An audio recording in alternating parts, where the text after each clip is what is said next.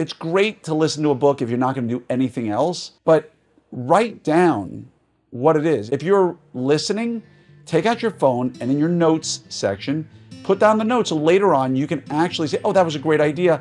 That makes me think of doing X, Y, Z for my practice or in my life. There's nothing better than a piece of paper or a Kindle or something you got in front of you that you can stop and then make notes on it or tab it or something so you can come back to it later and make it actionable.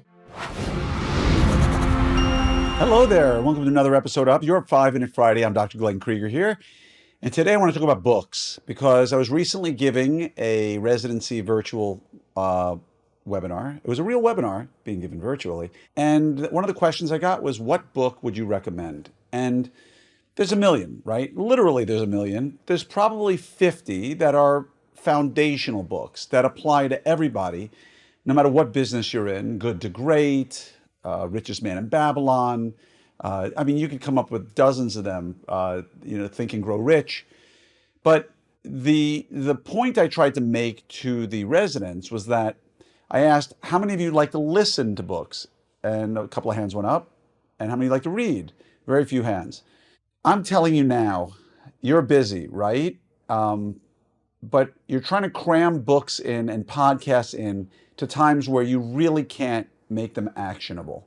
Now, if you are the very rare individual who's on a 5-mile run listening to a podcast and a great idea comes up and you stop and you put a note in your phone that you need to do this when you get back, God bless you, because you are rare. The overwhelming majority of people who are listening to podcasts or reading books are on their way to work, are motivated to do other things, and it's sort of background information. And the odds of them taking out a piece of paper or putting a note in their phone are slim. So you just listen to an entire book, 250 pages, let's say, of great information, and every time there was an actionable fact, you didn't write it down. Why did you read the book? Great experience? I mean, if you're reading Game of Thrones or The Hobbit or some great American masterpiece like Moby Dick or something like that, great, good for you. That's fun. You don't need to take notes. But if you're reading a business book, aren't you supposed to make it actionable? So I'm just encouraging you. It's great to listen to a book if you're not going to do anything else, but write down what it is. If you're listening, take out your phone and in your notes section, put down the notes so later on you can actually say, oh, that was a great idea. That makes me think of doing X, Y, Z for my practice or in my life, right? Because it's not just about your practice, it's about your life as well. But I would encourage you, there's nothing better than a piece of paper or a Kindle or something you got in front of you that you can stop and then make notes on it or tab it or something so you can come back to it later and make it actionable. Now, again, there's a gazillion great books out there that you can read on a whole variety of topics. And I would encourage you, read on business, read on entrepreneurship, read on motivation, read on leadership, on management. But again, the takeaway point in all of this is it's really hard to make them really count unless you're reading it and not just listening to it. Now, if you're going to sit in a room with a pad and a paper or a computer, and every time you hear something, you're going to put it down, great. That's awesome. But for the most of us, that's not the case. And that's why I tell you, Audible and audiobooks are great for long trips, but not for business books. Hope to see you at Summit this year.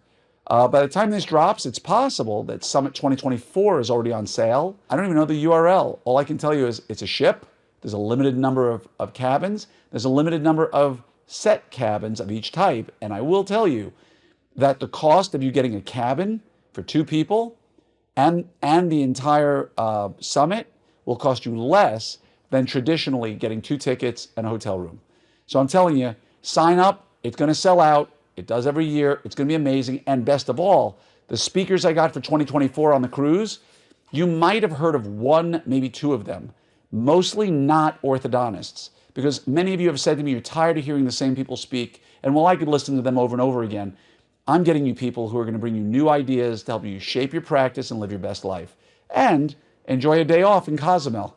Love you all. Have a great day. Speak to you soon. We've got several stressors in our life. We've got a great profession, but we've got to deal with overhead. We've got to deal with productivity. We got to deal with team members that are outside of our control sometimes. And the great news is all of these issues are addressed in depth in this year's curriculum at Orthopreneurs Summit. So please go to opsummit2023.com, sign up for the meeting that's almost sold out, that everybody's going to be talking about, that you really need to be at to be your best practice with the lowest stress and highest profitability. opsummit2023.com. Please join me there so that I can take care of you even better than you take care of your patients.